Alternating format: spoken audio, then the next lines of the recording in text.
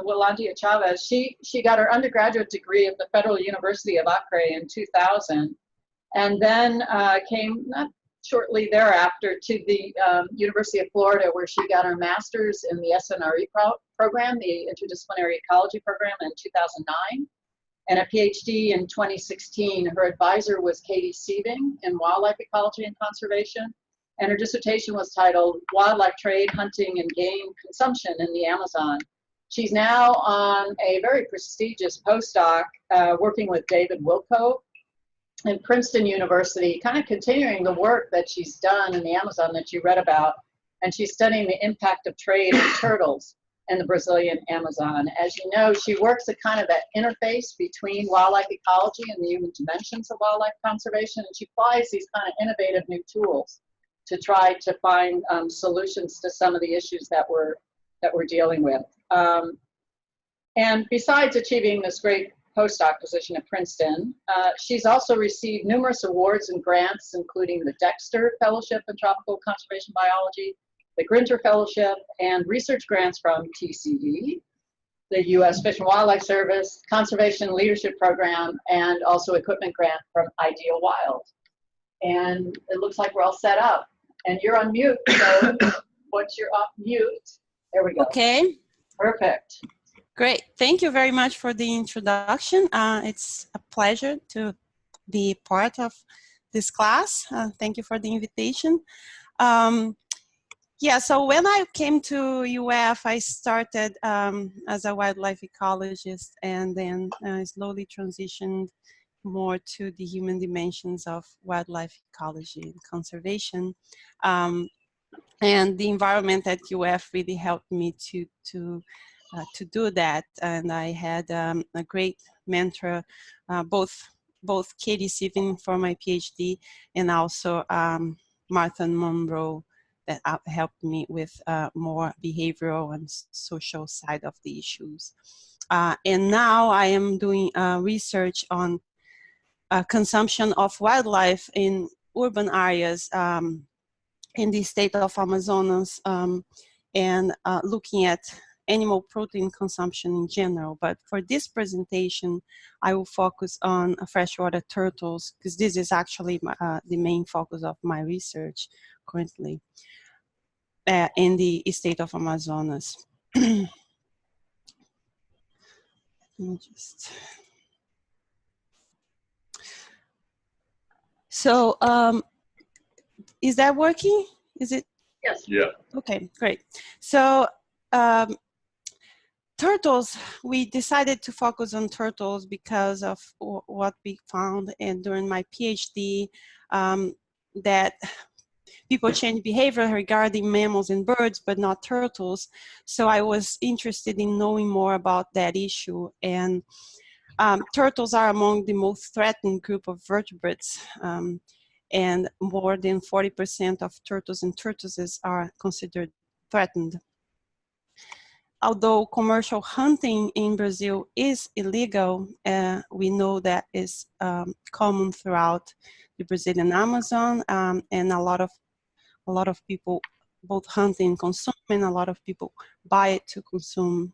But most studies on consumption have been done in rural and natural areas in the Amazon. We know a little more about how hunting and consumption of wildlife happens in rural and natural areas, but we know very little about that consumption in the urban settings.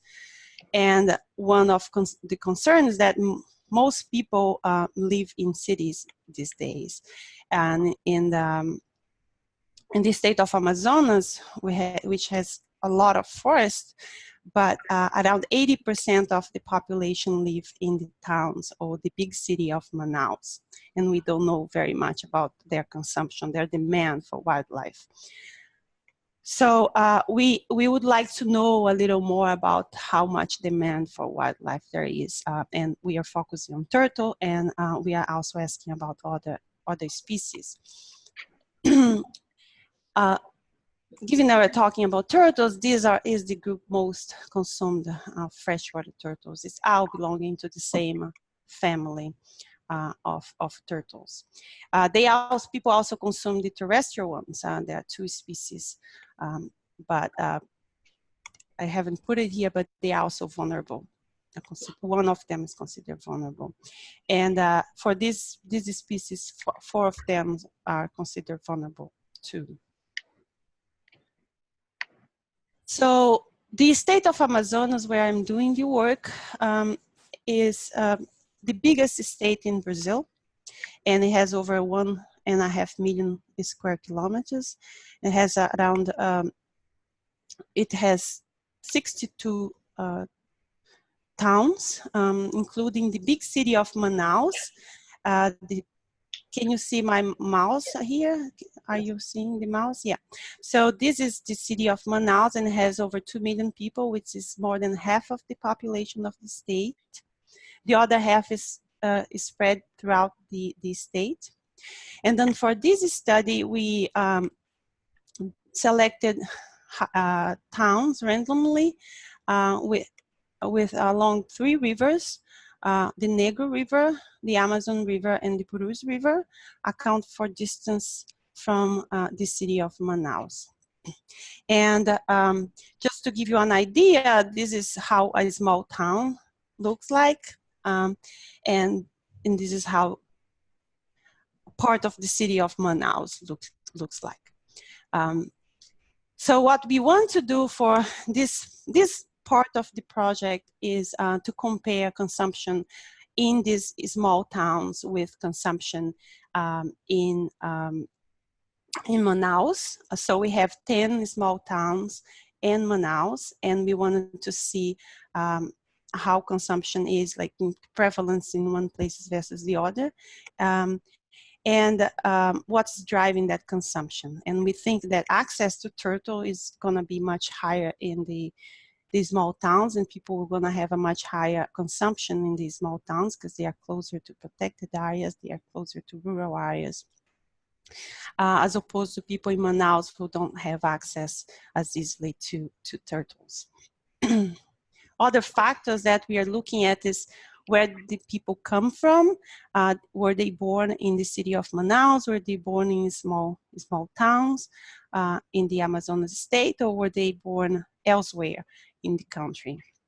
How long the person lives, have been living in the town, their age, do they decrease their consumption as the older they are or the longer they have been in the city? And other things that we are looking at is taste preference and income and wealth factors as well.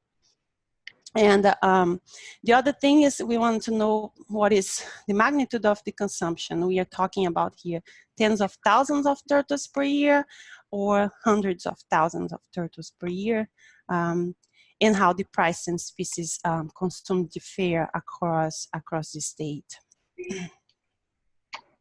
So for this part of the research, we are doing household surveys. We are randomly assign points using ArcGIS in the cities and selecting houses that are closest to those points. And then we are doing 2 methods to assess consumptions. We are using direct questioning techniques. Basically, it's the classic way of questioning people.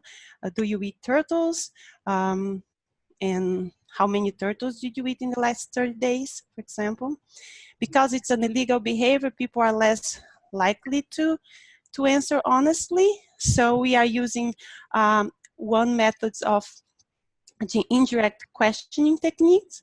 There are dozens of methods to do that. But I will explain by giving you an example of what we're using.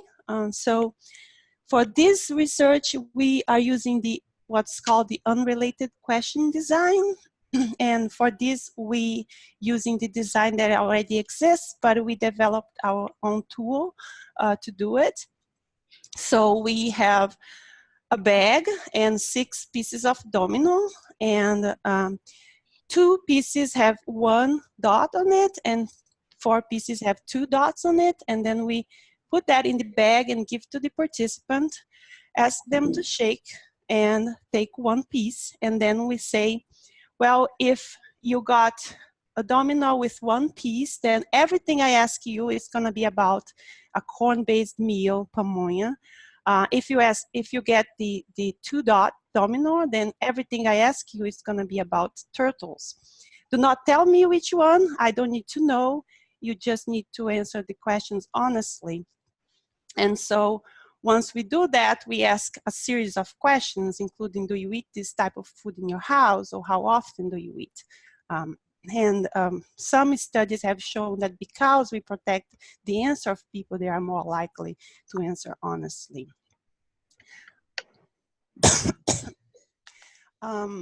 Well, I don't know which domino piece they got, but I know the probability of getting a sensitive question because I know how many domino pieces in the bag.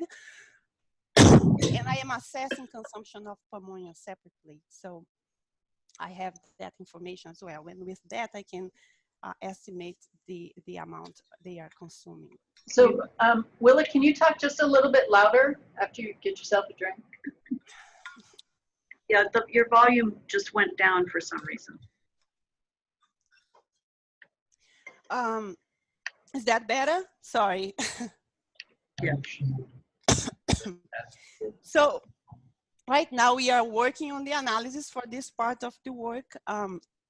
So we are still collecting data and developing the model. So I don't have the results for these models yet. So what I have is only the results, preliminary results for the direct method technique, but I'll be happy to talk about more about the indirect techniques if anybody is interested.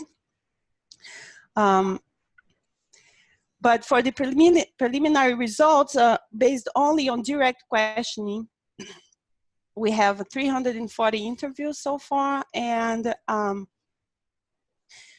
based on the direct questioning, which may be an underestimation of consumption because it's an illegal behavior, 21% of the households in Manaus said that they eat turtles in their house, which is larger than we expected. And in small towns, around 60% said that they eat turtles. Based on last time only that they consume turtles, it's an average of 2.5 individuals every time. And in the yellow spotted river turtle represented more than around 50% of the individuals consumed based on last time consumed.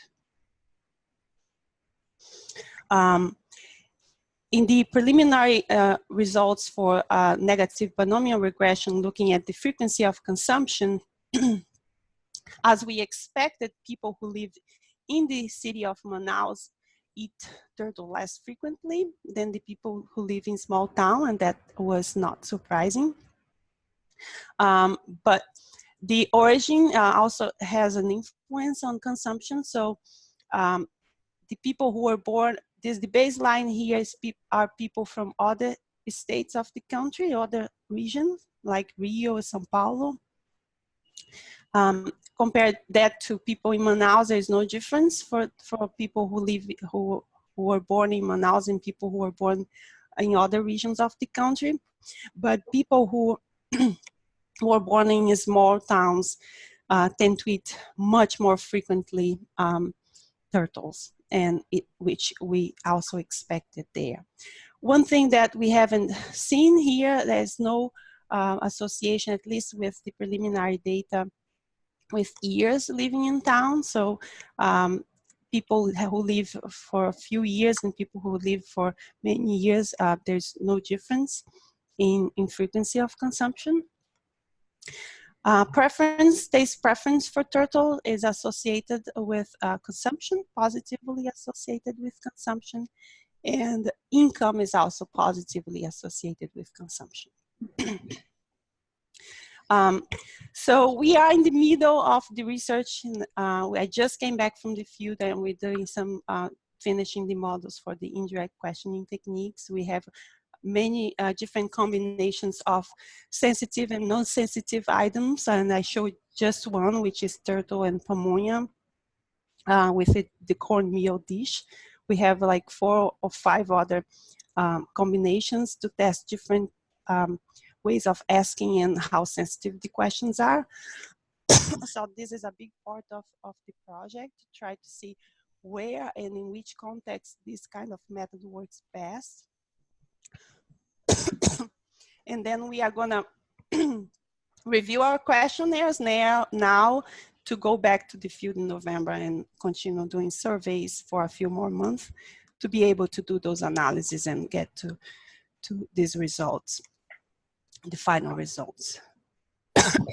I'm sorry, I have some cough. Great. Thank you. Thank you. Thank you.